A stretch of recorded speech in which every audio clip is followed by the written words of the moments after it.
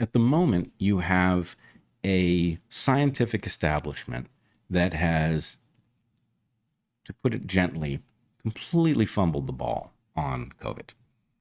And having fumbled the ball, it has put a lot of people in a very compromised position, people who aren't professionally involved in science, and some of them don't really have a deep relationship with science at all. They trusted people who should be trustworthy, and it turned out those people are terrible at what they represent themselves at being excellent at. You and I are in an interesting predicament because we have a large number of places where we challenged the official narrative, and now it turns out that we were correct. Now, as I said last week, and I've said many times before, we did not start out correct. What happened was we started with educated guesses, hypotheses, and got more and more correct over time as we built up a model. How do you do that? By monitoring how predictive it is of phenomena in the real world. So your model gets better and better. It gets more and more predictive. Maybe it assumes less and less, right? That's the process we went through. The problem is that creates a challenge to all sorts of powerful forces going forward. Because if you and I actually succeeded in doing that, right, in outthinking the experts, not by using anything fancy, without their advantages, without any inside information, without the ability to commission experiments, or any of the things you might do in order to really be at the cutting edge, if we were able to do it just by talking it out, then something is really wrong. That should not be possible, right? Fine to outthink a certain number of departments, a field every now and again, but it shouldn't be possible to just beat them across the board. To the extent that it is possible, yes, it's nice that you and I have those capabilities. Yes, we studied a topic which puts us in a good position to do it because it has a generalist toolkit that comes along, because evolution is relevant to many of the sub-questions that are involved in this. But it is also evidence that something is desperately wrong with the institutional world, right? So my claim is the institutional world has to find an excuse to discount what our viewers and listeners know happened on DarkHorse. It has to find that. Now, if it just had to find that and it was alone in the universe, fine, it would have a hard time. But it actually has a corresponding group of people, a large audience of people who were taken in by the CDC, by the New York Times, by all of the official outlets that were supposed to be doing the work of curating the information, seeking new data, right? All of the things that were supposed to work to tell you what to think about COVID, right? The failure of that thing resulted in a lot of people whose worst error was just simply to trust that the experts probably knew what the hell they were talking about, right? Those people got burned. Now, some of them got injured, right?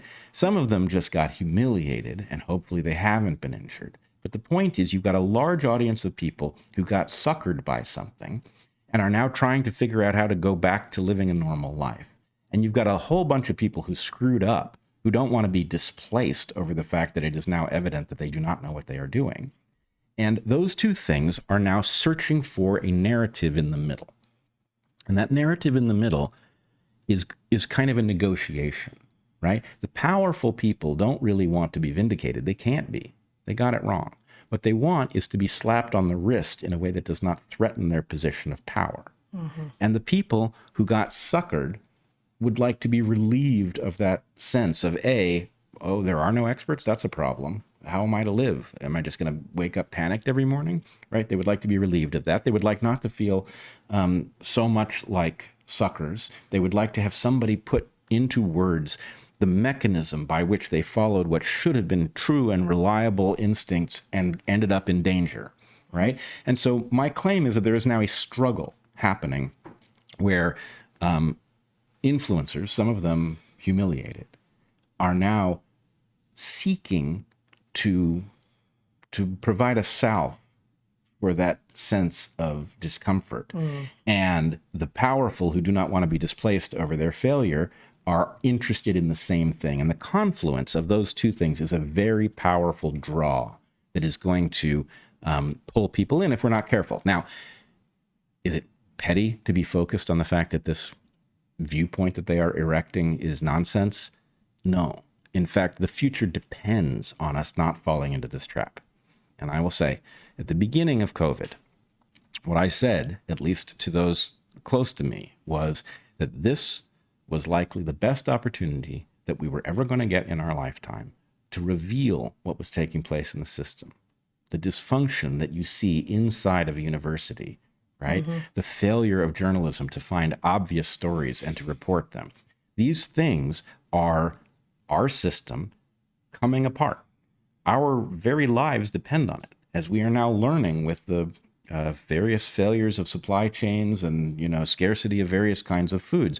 Our very life actually depends on a system most of us do not understand, and that system is showing every sign of coming apart. So my sense is we either take what we just learned from the failures of COVID and use it to motivate us to figure out how to repair the system well enough that we can depend on it, or we are going to not only suffer the equivalent of COVID again in some new context, maybe having nothing to do with a pathogen, maybe it will be a different pathogen, who knows, but that same collapse, the same inability of the experts to figure out which way is up, that thing is putting us in danger, and it will continue to do so. So we have to get in the way and block that middle ground scramble for that narrative of comfort that makes people more comfortable now and puts them in jeopardy in the near future. Yeah, for sure. And I think, as you would predict from what you just described, that middle ground scramble seems to be made up almost entirely, if not entirely, of people who are very educated, who have viewed themselves as heterodox on something in the past, and who reveal from things that they're saying that either they can't or have stopped being willing to engage in logical arguments. And if you are not, if you are going to take everything is socially constructed view of the world, you can't also claim to be on the right side of history. And so I was thinking about this in the context of, for a variety of reasons, some of which I don't know, but some of which is that I was in Portland and so ran into more people this last week.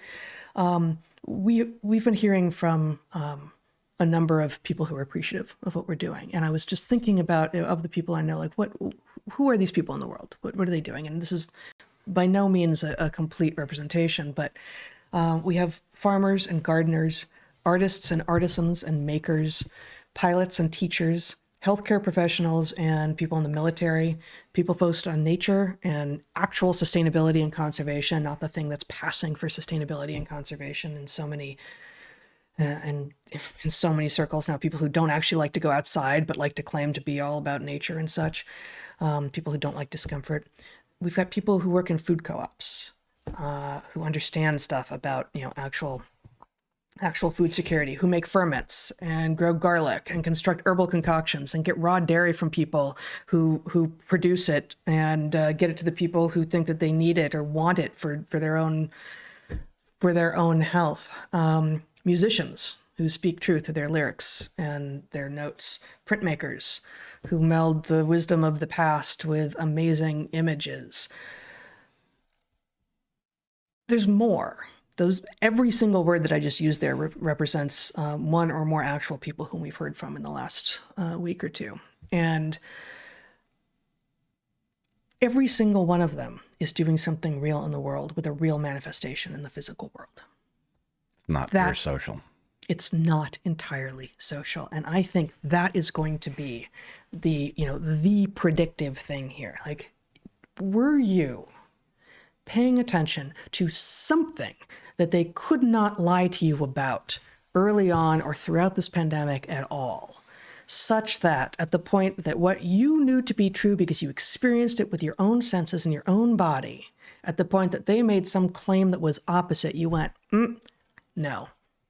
Not because you went into it needing to disagree, not because you went into it needing to agree, not because you were faithful or cynical, not because you were contrarian, but because you went, that's not right. Well, now I'm going to be on a little bit of an alert because that thing that I was assured was true isn't true. Oh, there's another one.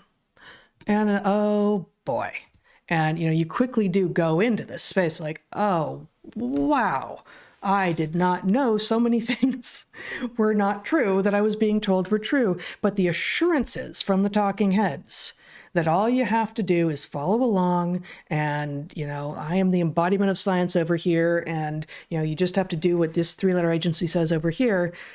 People who actually have real physical manifestations in the world, because they're flying planes or growing garlic or making ferments or, whatever it is, we're much less likely, I think, it's a hypothesis, to be fooled by this across the board. And it's the people who are hyper-educated, who don't spend time in real physical space. Maybe build a fence. Learn to lay tile, do something with physical manifestation in the world where you can see the results and not negotiate your way into convincing yourself that you were right all along.